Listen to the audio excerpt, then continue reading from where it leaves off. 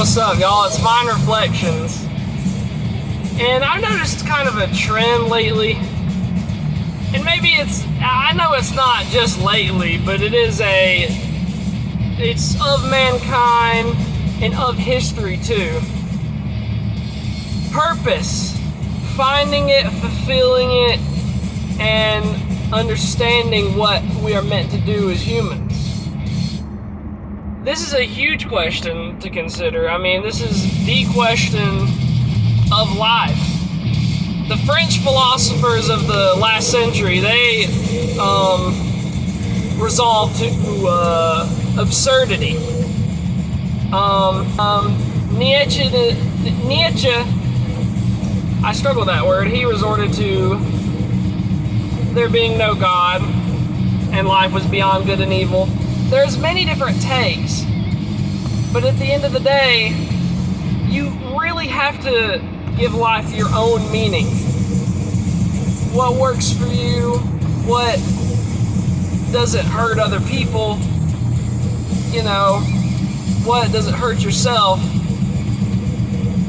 but still be willing to understand that life will hurt. Our lifestyles, our purposes, they're driving factors of what we do from day to day, how we cope with this arduous task that living is. Me personally, I am a Christian, and I find meaning in God sending Jesus to die for me, and that being my fulfillment in life. I do my best to live with that principle, with that virtue that comes with that belief. Another belief system that I employ is the belief of the great Stoic philosophers, Seneca, Aurelius, Epictetus, Gaius Rufus.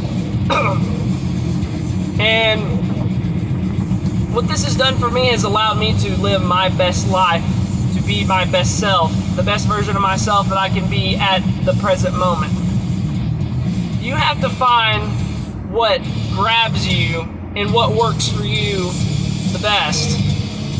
And my suggestion is Christianity, of course. That's what I'm called to do as a Christian. But not everybody will be open to that, of course. So you have to find out what works for you. What method, what school of thought allows you to find the most meaning in this life, short as it is. You can't squander your time, just wasting it on nonsense and materialism. Read books. That's a really big thing that has been lost, I feel like, in this generation, is reading books. And a big part of it is not only do we have instant gratification of our phones, video games, TV, but school has made reading not unfun, Holy, I needed that water. School has made reading into a performance-based assignment instead of something that is done for joy. There's a way to get kids to read and not make it boring. You have to give them the right books, the right things they want to read about, you know what I mean? It should be more open. It shouldn't just be, we're all reading this book. I understand why to a certain extent, but at the end of the day, it turns into another symptom of school in which, we don't use this stupid ass calculus stuff on a daily basis, and the stuff that we're assigned to answer and do with the books that we're given to read, we don't use that on a daily basis, being able to answer this, that, the other thing, you know what I mean? If you have intrinsic motivation to do something, you will glean more from it because you want to do it. And there comes another point, and I can understand this. You can't always do what you want in life. Sometimes you have to do things you don't want to do. But I don't think that education should be modeled on doing things that you don't want to do in order to get good at things you don't want to do. Ray Bradbury himself said, and we were talking about Fahrenheit 451 in my literature class today, do what you love and love what you do. there's a lot more to life than just working. You have to do what you love and love what you do.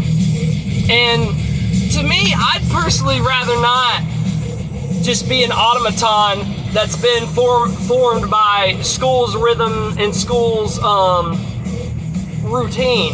Because the more I am in school, the more I realize it's a formulaic, one-way approach to making people ready to do one thing for the rest of their lives, and that's work their balls off.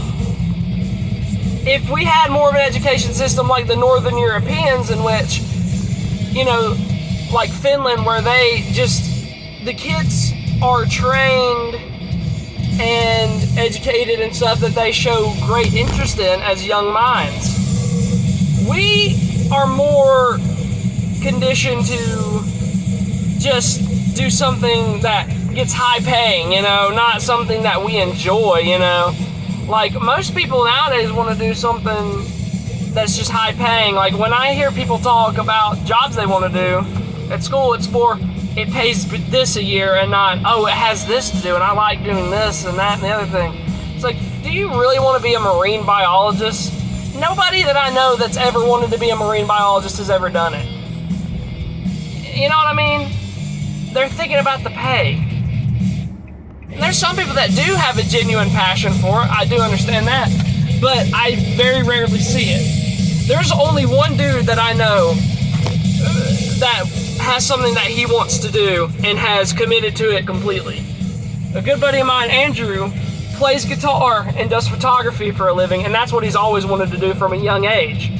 Does he use calculus? Hell no. Does he use biology? No.